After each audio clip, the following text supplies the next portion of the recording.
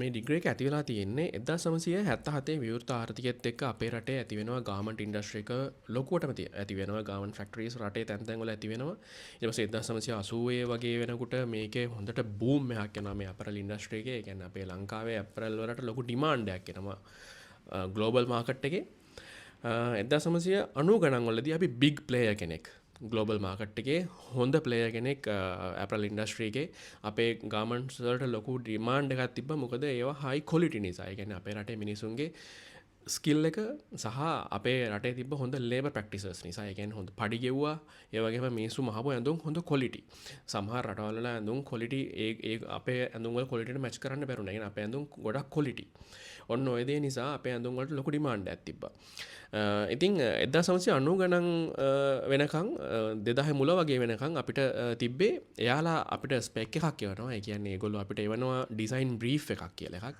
එයාලා තමයි ඩිසයින් කරන්නේ. අපි ඩිසයින් කරන්නේ නැහැ. එයා එන ඩිසයින් එක අපි මහනවා.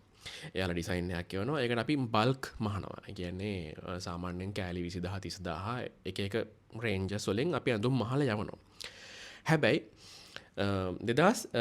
දෙදාහෙදී අවශ්‍ය වෙනවා අපිට ඩිසයිනුත් ඔෆර් කරන්න. ඒ කියන්නේ එන එයාලගෙන් එන ඩිසයින් වලට අමතරව අපි කල්පනා කරනවා අපි ඩිසයින් දුන්නොත් එහෙම තව ඕඩර්ස් ගන්න පුළුවන් වෙයි කියලා ෆැක්ටරිස් කල්පනා කරනවා. මෙන්න මේකෙදි ෆොරින් ඩිසයිනර්ස්ලා හිටියත් අපිට අපේ එයාලා අපිට හයර් කරලා කරනවට වඩා අපේ රටේ ලෝකල් ටැලන්ට් උපදවා ගැනීමේ අවස්ථාවයක් මතුවෙනවා අපේ ඉන්ඩස්ට්‍රි එකට. ඒ කියන්නේ ඇපරල් ඉන්ඩස්ට්‍රි එකට ගාමන් ඉන්ඩස්ට්‍රි එකට උමනාවක් ඇති වෙනවා ඩිසයිනර්ස්ලා ප්‍රොඩියුස් කරගන්න රට ඇතුළෙම. ඉතින් මෙන්න මේකට සොලියුෂන් එකක් විදිහට තමයි අපේ රටේ මේ ඩිග්‍රී එක ඇති වෙන්නේ. ඒ වගේම මම මෙන්ෂන් කරන්න ඕනේ තව ප්‍රයිවට් කැම්පස් එකකුත් තියෙනවා AOD කියලා. මම හිතන්නේ ඒක අපිට වඩා පරණයි.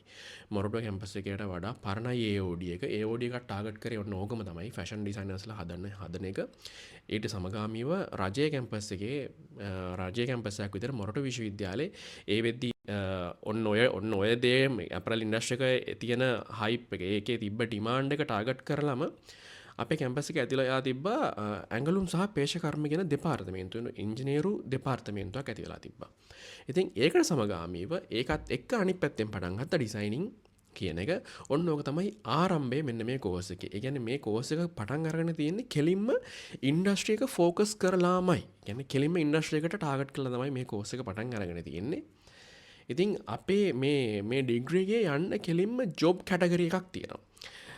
ඒක තමයි මම දන්න විදිහට මම අධ්‍යයනය කරලා තියෙන විදිහට අපේ ආකිටෙක්චර් ෆැකල්ටි එකේ මම අවුරුදු 4ක් යාලත් එක්ක ආශ්‍රය කරලා තිනවා සහ අපේ කට්ටිය කියලා තිනවා. මම මේ ළඟදිත් කතා කරා අපේ බැච් එකෙන් අවුට් වෙච්ච කෙනෙක් එක්ක. ඉතින් එයාලට